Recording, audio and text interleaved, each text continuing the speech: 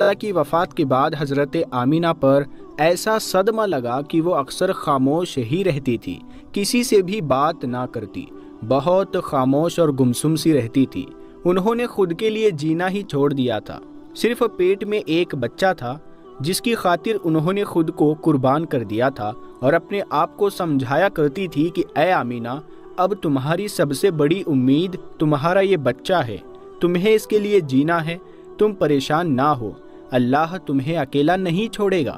شوہر کو یاد کر کر کے حضرت آمینہ بہت رویا کرتی تھی۔ وقت گزرتا گیا، دن ہفتے بن گئے اور ہفتے مہینے بن گئے۔ حضور صلی اللہ تعالی علیہ وسلم اپنی ماں کے پیٹ میں 9 مہینے کی مدت پوری کر رہے تھے۔ حضرت آمینہ فرماتی ہے کہ جب میرا بچہ میرے پیٹ میں تھا تو میں بڑی عجیب چیزیں دیکھتی تھی۔ اگر میں گھر سے باہر نکلتی تو بادل کا ایک سایہ میرے اوپر آ جاتا اور مجھے دھوپ نہ لگتی۔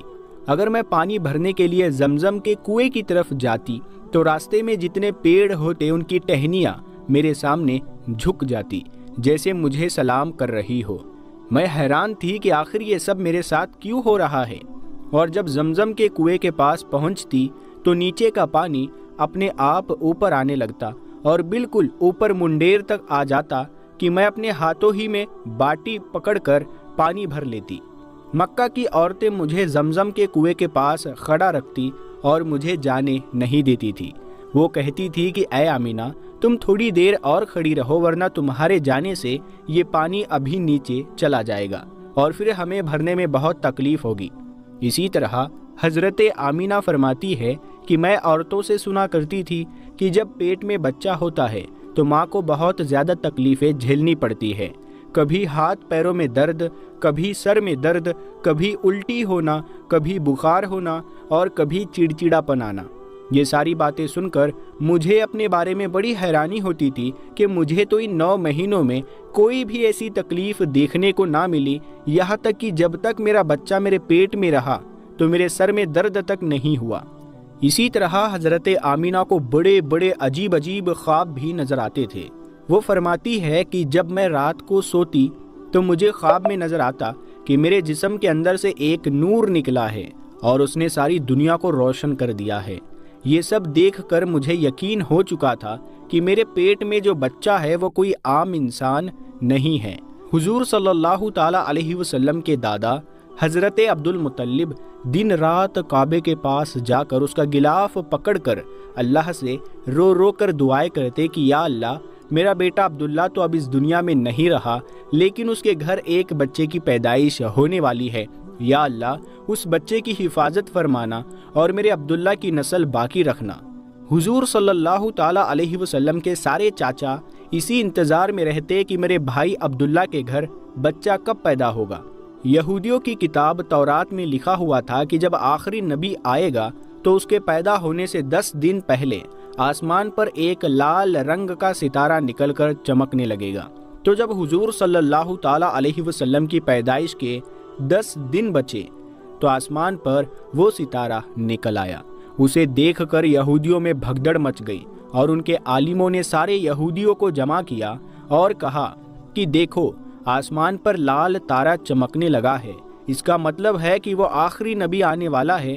جا کر معلوم کرو کہ اس وقت مدینہ میں کس کے یہاں لڑکے کی پیدائش میں 10 دن بچے ہیں۔ یہودیوں نے جا کر مدینہ میں معلوم کیا تو وہاں بہت سی عورتیں حمل سے تھیں، ان کے پیٹ میں بچہ تھا، لیکن ابھی کسی کا وقت قریب نہیں آیا تھا، کسی کے 2 مہینے باقی تھے تو کسی کے 4 مہینے۔ ان یہودیوں نے آ کر اپنے عالموں کو بتایا کہ مدینہ میں ایسا کوئی بچہ پیدا ہونے والا نہیں۔ تو ان کے عالموں نے کہا کہ اب مکہ میں جا کر دیکھو۔ تو سارے یہودی مکہ پہنچے اور آ کر معلوم کیا کہ وہاں کسی کے گھر بچے کی پیدائش ہونے والی ہے۔ لوگوں نے بتایا کہ ہاں، یہ مکہ میں 5 ایسی عورتیں ہیں کہ جن کے گھر بچے کی پیدائش ہونے والی ہے۔ تو ان یہودیوں نے کہا کہ نہیں، ایسے بچے کی پیدائش کہ جس کا باپ وفات پا چکا ہو۔ تو لوگوں نے بتایا کہ ہاں، عبد المطلب کا پوتا پیدا ہونے والا ہے۔ اس بچے کے باپ عبداللہ کی ابھی کچھ مہینے پہلے وفات ہو گئی تھی۔ یہ سن کر یہودیوں کی ہائے نکل گئی اور وہ سب روتے چلاتے اپنے عالموں کے پاس پہنچے اور کہا کہ ہائے افسوس، آج نبوت یہودیوں سے نکل کر مکہ والوں میں پہنچ چکی ہے۔ پیارے دوستو، وقت گزرتا گیا اور آخر وہ دن بھی آیا کہ جس کا سبھی کو بے صبری سے انتظار تھا۔ وہ دن بھی آیا کہ جس کا انتظار آسمان و زمین، چرند و پرند اور ہر مخلوق کر رہی تھی۔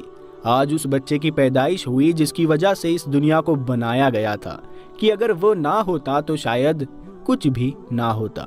آج اس بچے کی پیدائش ہوئی کہ جس کے لیے چاند کے 2 ٹکڑے کر دیے گئے۔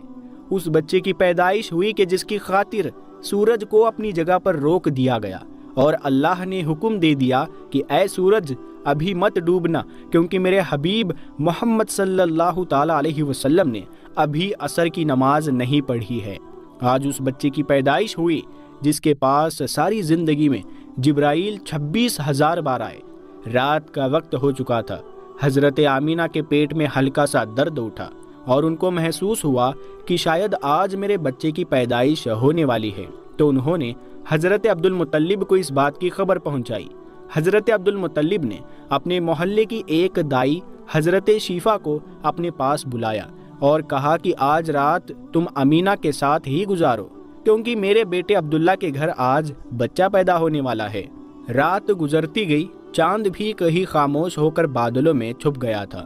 حضرت آمینہ فرماتی ہے کہ جس رات میرے گھر بچے کی پیدائش ہوئی تو اس دن میرے گھر میں غریبی کا یہ عالم تھا کہ ہمارے یہاں چراغ میں تیل جلانے کے بھی پیسے نہیں تھے۔ دوستو، اس غریبی میں ہمارے حضور صلی اللہ تعالی علیہ وسلم اس دنیا میں تشریف لائے۔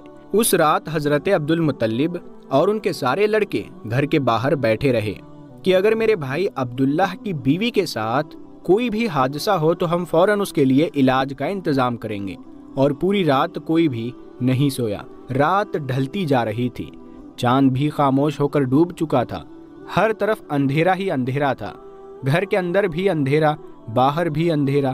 سحری کا وقت ہو چکا تھا کہ اچانک حضرت آمینہ کے پیٹ میں ہلکا سا درد اٹھا